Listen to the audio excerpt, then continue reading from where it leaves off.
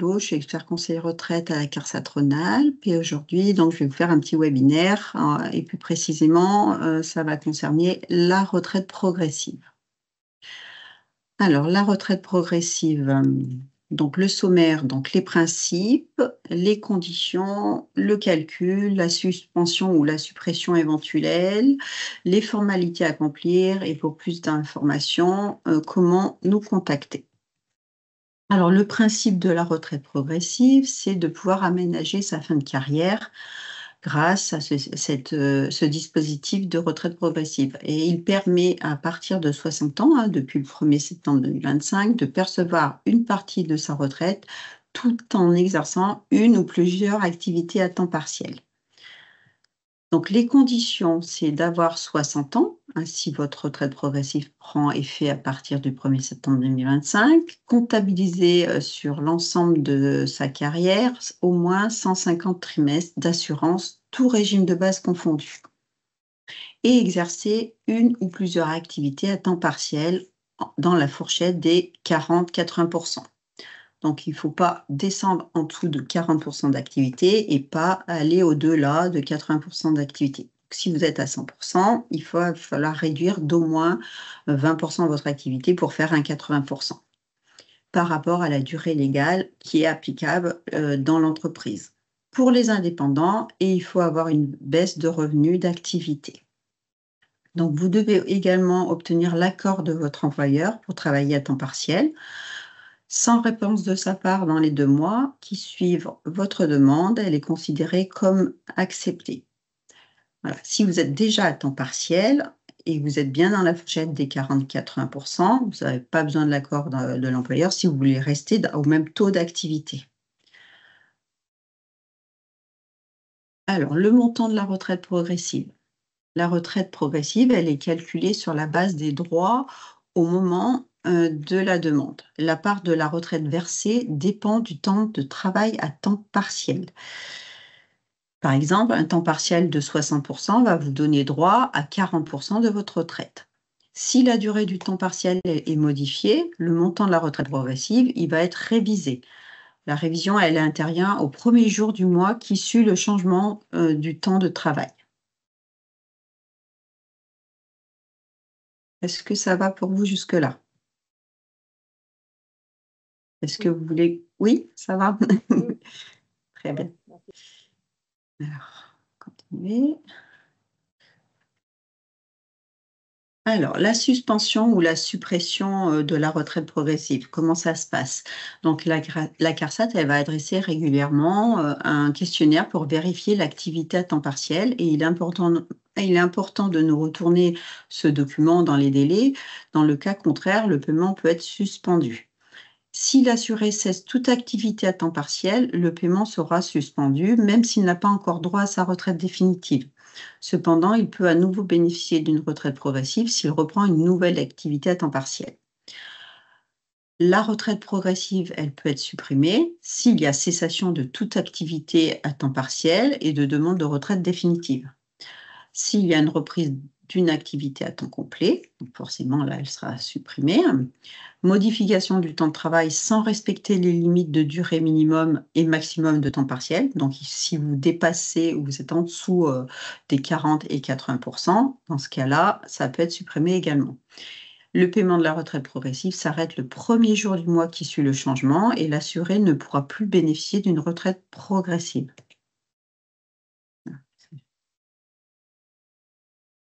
Est-ce que vous avez des questions par rapport à la retraite progressive? Pour l'instant, a priori non. J'avais une Donc question. oui, je vous On écoute. si on est donc en temps partiel, par rapport à une retraite progressive, est-ce qu'on peut être en congé durant toute la période du temps partiel? Si on a beaucoup de jours de CET? Alors les CET justement, c'est pas compatible avec la retraite progressive. Quand C'est-à-dire? ça veut dire on va faire une retraite progressive, et après on peut prendre son CET pour pouvoir partir en retraite derrière. Non, je suis en retraite progressive, donc je travaille uniquement les lundis et mardis chaque semaine. Je travaille 2 jours, je suis à 40% et si je dis: «Ben, moi les lundis, mardis, ben, je ne viens pas travailler», mais je serai en CET. Mais non, c'est pas possible. Le CET, c'est le compte épargne-temps. Oui, En fait, le mais compte du coup, c'est un jour épargne-temps, de repos. mais c'est pas pareil. Ça n'a Ah, rien à voir avec les congés payés, en fait. Le compte épargne-temps, c'est c'est du temps qu'on a mis sur un compte pour pouvoir partir plus tôt à la retraite, par exemple. D'accord? C'est un exemple, hein, c'est pas obligé de partir à la retraite. Mais si on prend du temps de son compte épargne-temps, on ne peut pas faire retraite progressive, c'est pas compatible. d'accord, ça veut dire qu'il faut Ça s'arrête travailler là. le mi-temps, il faut qu'il soit travaillé. Oui, si vous travaillez 2 jours, vous pouvez être en congé, hein, par contre, ça c'est possible. C'est ne pas prendre du CET, en fait, pendant cette période de temps.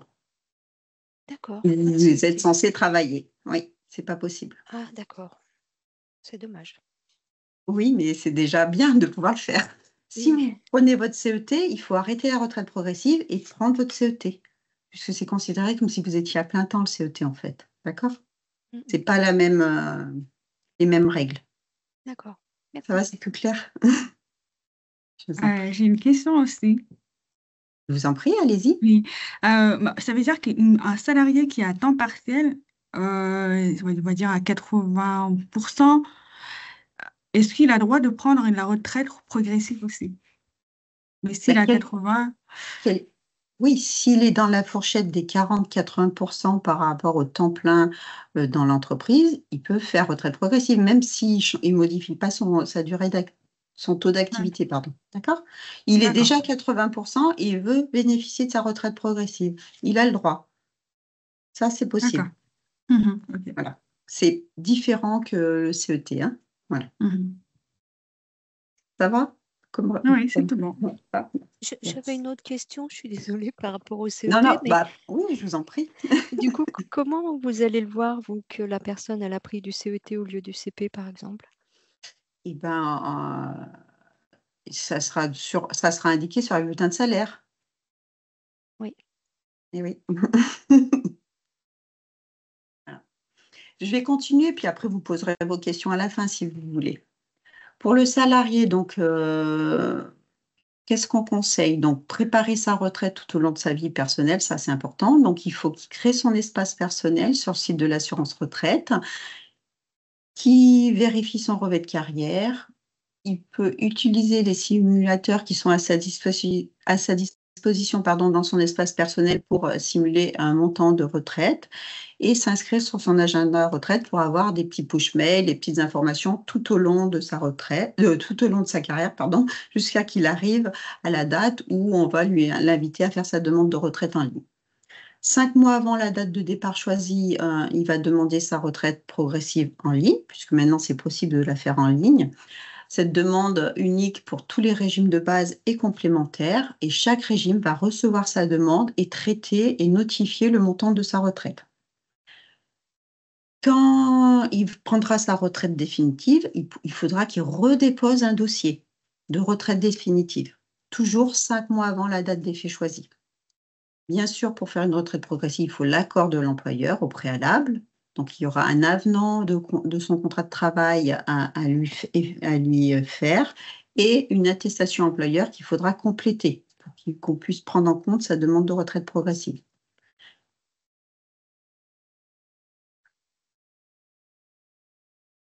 Alors, pour l'employeur, il doit donner son accord ou son refus à la demande du salarié dans un délai de 2 mois. En cas de refus, l'employeur doit justifier sa décision. Un avenant au contrat de travail ainsi qu'une attestation doivent être complétés par l'employeur. Également, quand il accepte la retraite progressive, la réduction d'activité entre 40 et 80%. Pour plus d'informations, nous contacter. Donc, les assurés peuvent nous contacter sur leur espace personnel dans leur messagerie, dans leur messagerie qui est dédiée dans leur espace personnel. Ils peuvent donc, comme je vous l'ai dit précédemment, obtenir leur âge de départ, visualiser leur rôle de carrière, estimer le montant de leur retraite, s'inscrire à l'agenda retraite, demander leur retraite et prendre rendez-vous également. Il y a des webinaires qui sont destinés à l'attention des assurés sur notre site de la CARSAT Rhône-Alpes. Ils peuvent aussi nous contacter au 3960, c'est un numéro qui est gratuit et se rapprocher du réseau France Service. C'est un de nos partenaires qui peut les orienter, leur donner des questions de premier niveau, répondre à leurs questions de premier niveau et les accompagner dans leur démarche de retraite. Pour les employeurs, vous avez des webinaires focus RH comme celui-ci, notamment sur la retraite progressive, mais il y a d'autres thématiques comme les étapes clés de la retraite, le cumul emploi-retraite et les dispositifs avant l'âge légal. On conseille aux entreprises d'accompagner les salariés et les sensibiliser à l'ouverture de leur espace personnel. Rappeler que la retraite, surtout, n'est pas automatique et qu'il faut en faire la demande pour pouvoir l'obtenir. Leur proposer de suivre des webinaires retraite, puisqu'il y a des webinaires qui sont destinés aux salariés également. Les inviter à prendre rendez-vous avec un conseiller retraite. Et pour les salariés qui ont besoin d'aide dans leur démarche administrative, comme je l'ai dit la slide précédente, ils peuvent les orienter vers les maisons de France Service. Si vous avez des questions générales sur la retraite, pas de traitement de dossier d'un salarié ou d'autres questions particulières sur la situation d'un salarié, vous pouvez nous envoyer un message à conseilretraite.entreprise@carsa-ra.fr pour répondre, et nous serons là pour répondre à vos questions. Voilà. Est-ce que vous avez d'autres questions? Comment puis-je répondre à vos questions? Comment puis-je vous aider si vous avez des questions concernant la retraite progressive? Alors, j'en ai une, encore moi. Je vous en prie. Alors, du coup, l'employeur a 2 mois pour répondre au salarié qui a fait une demande de retraite progressive. OK. Imaginons que le salarié a dit, j'aimerais bien partir à la retraite, mais à 60%. Une Et retraite que nous, progressive à 60%. c'est D'accord. ça, exactement. Et que nous, en tant qu'employeur, en fait, on n'est pas en capacité de le garder à 60%, mais qu'on lui propose peut-être 80 Mhm. ou 75. Est-ce qu'on peut lui répondre dans ce sens en disant, oui, du coup, c'est pas possible, mais on vous propose ça? Oui, Si après, oui, il faut argumenter en fait la réponse. Tout à hum. fait. Et après, le salarié, c'est à lui de revenir vers nous en nous disant, OK, je suis d'accord par rapport à ce que vous m'avez proposé. Et ensuite, c'est à nous de vous informer on a accepté Non. la retraite, non? Non, non, non. En fait, le salarié va venir vers vous pour vous demander une retraite progressive parce qu'il aimerait bien réduire son taux d'activité. Il est à 100%, il est fatigué, il a envie de commencer à baisser son rythme. Et il vous demande un 50%, enfin, ou 60%, comme vous m'avez indiqué. Mais vous n'êtes pas dans la capacité, pour X raisons, de lui Mhm. offrir cette possibilité, mais vous avez la possibilité de lui donner un 80%. Mais dans ce cas-là, il faut lui expliquer et argumenter votre décision en disant, bah voilà, nous, dans notre organisation de travail, on ne peut pas t'accorder un 60%, mais par contre, on te propose un 80% si tu es d'accord.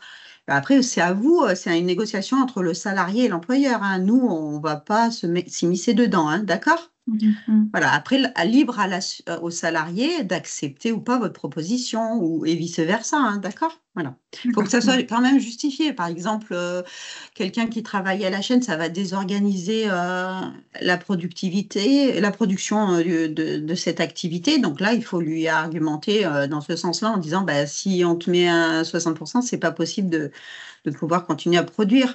Mais par contre, en faisant un 80%, on peut s'arranger. Vous voyez, après, c'est Mhm. l'entreprise qui doit argumenter les raisons de sa décision aussi. D'accord? D'accord. Là, nous, par contre, on n'est pas, voilà, on n'a pas de moyen de faire prendre une décision d'un côté ou de l'autre. C'est à vous de voir avec votre salarié. Par contre, la demande de retraite progressive, c'est le salarié qui doit l'effectuer sur son espace personnel. Quand elle D'accord. a créé son espace, il y a un petit onglet dans son espace, ça s'appelle Demander ma retraite progressive. Donc, c'est en ligne. Clique dessus et il suit les démarches.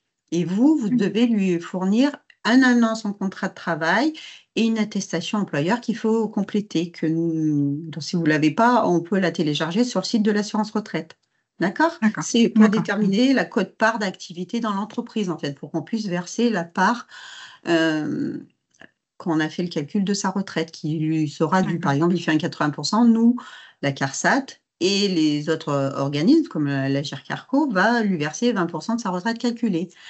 Et l'assuré, en continuant à travailler à 80%, il va générer de nouveaux droits. Quand il prendra sa retraite définitive, on recalculera sa retraite définitive en fonction des nouvelles cotisations qui lui auront été attribuées sur son relevé de carrière. D'accord? Je comprends. Ouais. Ça va, c'est plus clair? Ouais, c'est ça, c'est plus clair. Merci. Voilà, je vous en prie. Est-ce C'est qu'il y a une une autre question? C'est une question. Je vous écoute, je ne vous entends pas très bien par contre. Si vous pouvez parler Alors, un tout petit peu plus fort. vous m'entendez là? Allez-y, on va essayer d'entendre. Vous avez indiqué que la demande se fait 5 mois avant le départ en retraite choisie. Ça veut dire que ça peut durer combien de temps cette retraite progressive? Il n'y a pas de limite à la durée de la retraite progressive. Il peut très bien faire retraite progressive jusqu'à 70 ans et prendre sa retraite qu'après. Hein. Enfin, j'exagère là en disant ça, mais en fait, il n'y a pas de durée limite. Limitée, c'est pas limité dans le temps. Admettons que la personne doive, après ses 60 ans, travailler encore 8 ans, par exemple. Ça peut durer 8 ans. Oui, tout à fait. D'accord. Donc c'est Admettons, hein, mais bon. Pardon? Je dis, si elle prend sa retraite progressive à 60 ans, à 67, elle a le taux plein d'office hein, pour la retraite définitive.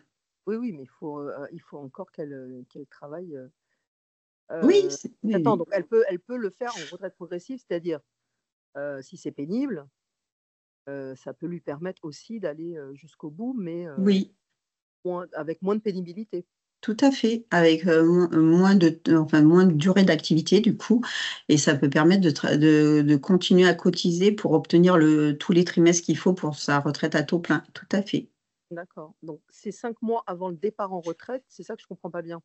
En fait, le dossier de retraite progressive, il faut le déposer 5 mois avant la date d'effet choisie.